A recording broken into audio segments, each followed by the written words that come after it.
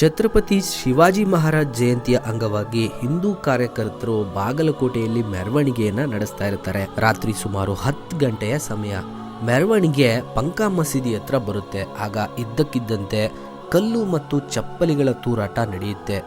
ರಣಭೀಕರವಾದ ಘಟನೆ ನಡೆದು ಹೋಗುತ್ತೆ.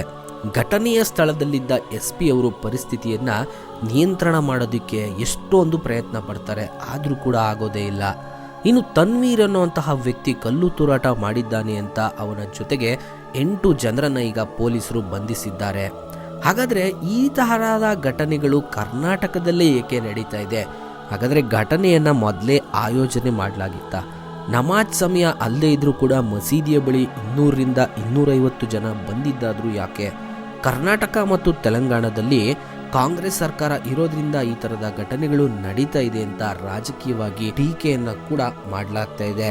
ಇನ್ನು ಕಲ್ಲು ತೂರಾಟದಿಂದ ಸಾರ್ವಜನಿಕರಿಗೆ ಮತ್ತೆ ಕರ್ತವ್ಯದಲ್ಲಿದ್ದ ಪೊಲೀಸರಿಗೂ ಕೂಡ ಗಂಭೀರವಾಗಿ ಗಾಯಗಳಾಗಿದೆ. ಉತ್ತರ ಪ್ರದೇಶದಂತೆ ಇಲ್ಲಿಯೂ ಕೂಡ ಕಠಿಣ ಕ್ರಮಗಳನ್ನ ತೆಗೆದುಕೊಳ್ಳಬೇಕು ಅಂತ ಜನ ಈಗ ಆಗ್ರಹಿಸುತ್ತಿದ್ದಾರೆ. ಹಾಗಾದ್ರೆ ಈ ಘಟನೆ ಬಗ್ಗೆ ನೀವೇನು ಹೇಳ್ತೀರಾ?